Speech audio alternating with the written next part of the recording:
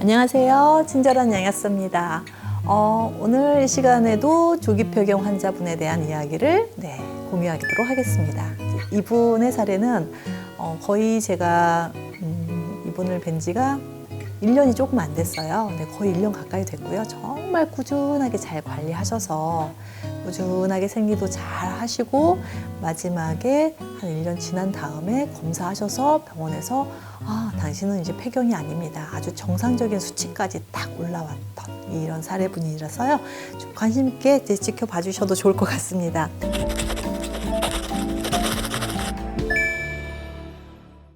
나이는 42세, 우리 나이로 42세신데요. 제가 조기폐경 환자분들 상담을 좀 많이 하는 편인데 되게 42세가 많으세요. 42세 때 가장 힘들고 좀 열심히 일하고 그렇게 계시는 때가 42세인가 봐요. 그리고 이분의 직업은 선생님이시거든요. 근데 제가 언젠가 그 교육청인가요? 그 장학사 선생님들을 모시고 강의를 한 적이 있었는데 거기 다 교사분들이시잖아요. 그런데 그 이후에 강의를 끝나고 그 안에서도 상담을 좀 하기도 하고요. 그 이후에 그 선생님들이 이렇게 연결이 돼서 상담을 많이 했어요. 근데 제가 선생님들이 이렇게까지 이 몸에 그 호르몬 밸런스가 안 맞고 몸에 질병이 많다는 거를 새삼 느꼈어요. 뭐 자궁의 근종, 뭐 결절, 무로, 뭐 여러 가지로 몸에서 나타나는 그런 증후군들 때문에 고생하시는 선생님들이 많아서 저희도 이제 아이들을 키우지만 학교에 가서 보면 요즘 아이들 집에서도 키우기 힘들잖아요.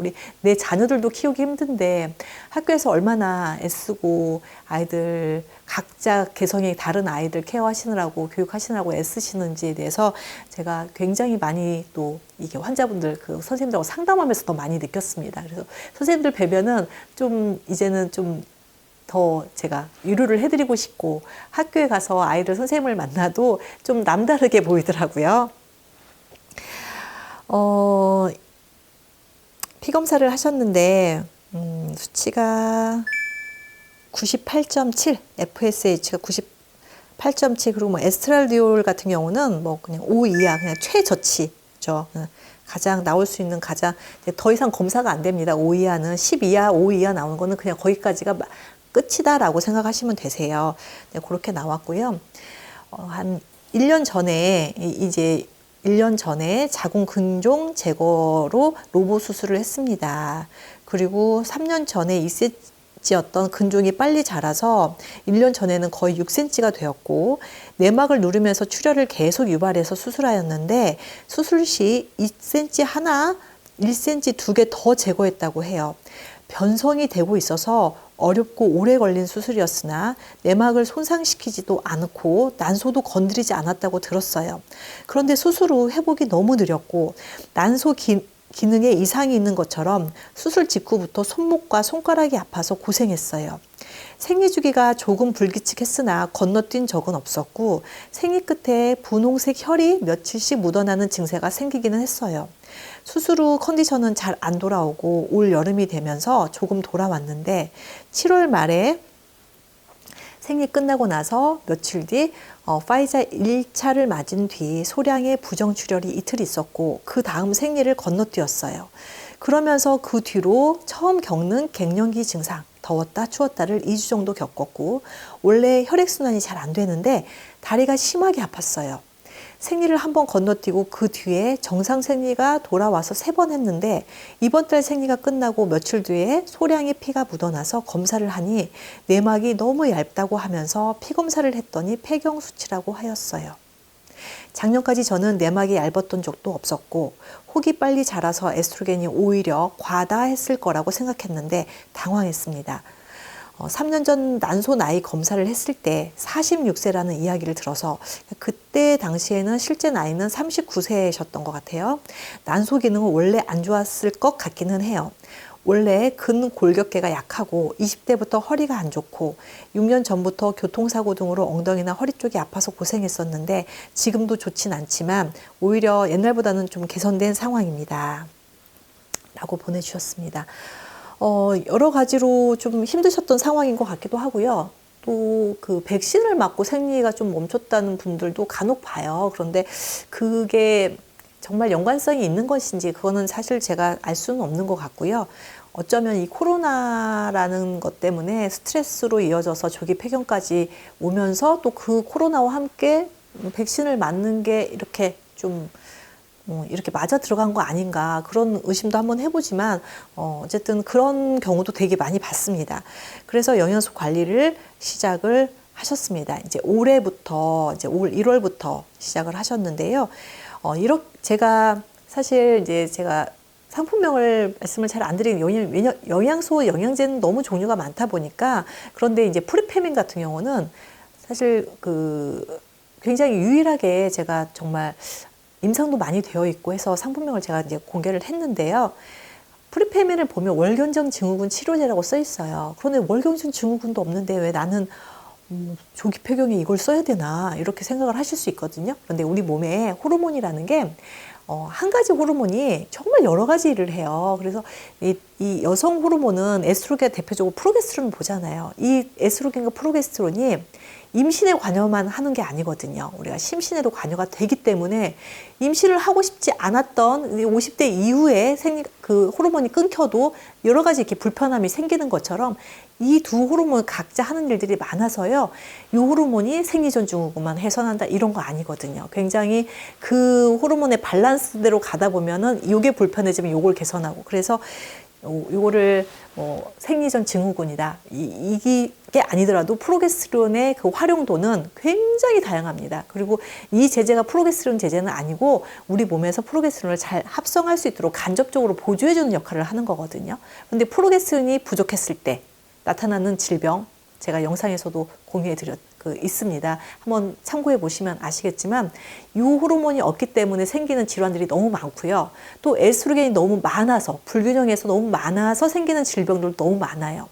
거꾸로는 별로 없어요. 에스트로겐이 너무 적고 프로게스테론이 너무 많아서 생기는 질병은 별로 없어요. 물론 에스트로겐이 너무 적은 다낭성 난소 증후군 같은 경우는 이제 남성 호르몬 수치가 높게 나오거든요. 그거는 좀 별개로 하시고 정상적인 여성 호르몬이 분비되는 분들에게 한해서는 에스트로겐이 너무 적고 프로게스테론이 너무 많다. 이런 불균형은 거의 없다. 에스트로겐은 너무 많고 그 프로게스테론이 너무 적은 불균형. 이것 때문에 생리전 증후군, 생리통, 근종, 유방의 혹까지도 그리고 자궁암까지도 자궁암이나 유방암까지도 연결이 되는 겁니다. 그래서 그런 부분에 대한 설명을 다시 좀 드렸습니다. 조금 더 기다려 보시고 이제 생리가 오는지 기다려 보시고 시작을 해 보시겠다고 하셔서 조금 더 기다려 봤는데 생리가 안 나온다고 하셔서 이제 관리를 시작을 하셨습니다. 그러면서 이제 시작하시자마자 갱년기 증후군이 2, 3주 내로 지금 더 급격하게 심해지고 있다 이런 말씀을 하셨고요. 그리고 난소 나이도 검사를 하셨어요. 난소 나이를 검사를 하셨는데 48세가 나온 거예요. 그래도 50세로 찍지 않아서 한 10% 포인트 정도 그 구간에 있다고 동일 나이군에 비하면 제가 지지난 시간에 말씀드렸을 때는 그분은 2.5% 안에 들어있었거든요. 그러니까 더 좀 심각한 거죠. 근데 이분은 48세. 그래서 조금은 좀 호전되는데 조금 더 빠를 수 있다라고 생각을 했습니다. FSH는 높지만 그리고 어느 정도 조금 시간이 한 보름 정도 시간이 지났을 때 저한테 컨디션은 굉장히 좋아졌다. 우선 피로감이 많이 없어졌다. 굉장히 피곤하셨다고 하셨거든요. 그런데 잠은 아직도 잘 못 주무시고 계시고 그런데 상열감은 좀 약간 호전된 것 같다라고 말씀을 하셨어요. 그리고 또 한 두어 달이 지나서 2달이 아니라 거의 3달 가까이 지났네요. 카톡이 왔습니다. 약사님, 저 생리 시작했어요. 이렇게 말씀해서. 그러셨군요. 그래서 또 서로 기쁨을 나누고요. 또 그렇게 조금 더 이게 정상적인 생리가 아니고 일 수 있습니다. 충분한 아직 호르몬 양은 분비되지 않았을 수도 있지만 그 적은 양이라도 사실 생리를 할 수는 있거든요. 그래서 제가 또 생리를 하시게 되면 좀 선물로 좋은 생리대 보내드리거든요. 그 다음 달 또 주문하실 때. 왜냐면 생리대 선택도 굉장히 중요하거든요. 그래서 저는 유기농 생리대를 쓰고 있는데 유기농 생리대의 또 단점이 뭐냐면 뭘 좀 막 새고 막 이래요. 그런데 제가 쓰고 있는 또 생리대는요. 잘 안 새요. 그렇게 안 새게 또 그 안에서 약품 처리를 하지 않는데도 이 꼬임을 조절을 해서 이렇게 잘 좋은 생리대를 또 하나 보내드렸습니다. 스트레스 받지 마시라는 얘기 계속 말씀을 드렸고요. 그리고 또 한 4개월 정도 지났을 때 또 생리는 계속 한 달에 한 번씩 잘 하고 계신다. 계속 하고 계시고요. 그리고 생리전 증후군이 원래 있긴 했는데 이번에도 계속 어느 정도 최근에도 조금씩은 있다고 말씀을 하셨습니다. 그리고 또 한 5개월이 지나고 4개월, 5개월 이렇게 지나면서 계속 컨디션은 많이 좋아지셨고 지금까지 뭐 상열감이나 이런 것도 이제 거의 나타나지 않으셨는데 불면증은 완전히 해소되지 않으셨다 이렇게 말씀하셔서 제가 불면증 치료제로 또 쓰고 있는 생약제제가 이거 100% 생약제제가 있어요. 그런데 그 수면 유도제라기보다도요 우리가 멜라토닌 아시죠? 멜라토닌의 분비를 조절을 해서요. 그리고 수면에 딱 들어갈 때, 처음 초기에 딱 들어갈 때 나오는 또 물질이 있어요. 그 물질을 충분하게 나오게 하고 멜라토닌이 나오게 해서 우리 숙면을 취할 수 있게 만들어주는 또 그 생약제제를 좀 권해드렸습니다. 그래서 조금 어느 정도 드셨어요. 그리고 이제 한 10개월이 지났어요. 1년 가까이가 다 됐죠. 그리고 검사를 하셨는데 난포 자극 호르몬이 14.53이 나온 거예요. 이거는 완전 정상 범위예요. 그래서 병원에 가셨을 때, 이제 완전히 정상적으로 돌아왔다. 당신은 폐경이 아닙니다. 라고 진단을 받으셨다고 네, 연락을 주셔서요. 정말 저도 이분을 관리하면서 저도 뭐 중간중간 굉장히 피곤함도 말씀을 많이 하셨고 또 뭐 체력도 많이 약하셔서 이런저런 뭐 궁금하신 것도 많아서 뭐 상담도 많이 해드렸는데 어찌됐든 한 10개월이 흘러서 한 11개월 차쯤 됐을 때 이렇게 검사까지 딱 마무리까지 해주셔서 정말 제가 봤을 때는 조기 폐경 완해 상태다라고 제가 판단할 수 있고 의사 선생님도 당신은 폐경이 아닙니다라고 진단을 받으셨다고 하시더라고요. 그래서 오늘은 좀 장시간이지만 긴 시간 이렇게 관리해드렸던 환자분에 대한 말씀을 드렸고요.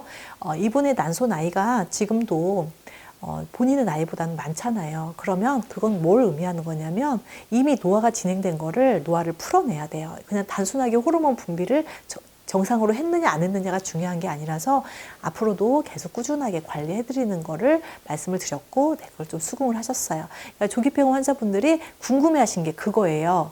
생리가 오면 나는 끝이다 라고 생각을 하시는데 실제로 난소 나이를 검사를 해보시면요 이미 노화가 돼버린 거예요. 다시 한 5년 정도 지금 내 나이보다 그 나이가 들었다면 또 그만큼의 노력으로 그 나이를 다시 복구를 하셔야 되거든요. 그래서 관리의 끝은 딱 보이는 건 아니에요. 그래서 그렇지만 우선은 처음엔 적극적으로 관리하시고 나중에 이 정도로 좀 좋아지시면 유지 관리하시는 요법으로 이렇게 관리하시고 계시는 분의 사례를 오늘 말씀을 드렸습니다. 또 조기 폐경으로 고민하고 계신 분이 계신다면 저희 영상을 보시고 또 희망의 끈을 놓지 않으시기를 바라면서 영상 마치도록 하겠습니다. 고맙습니다.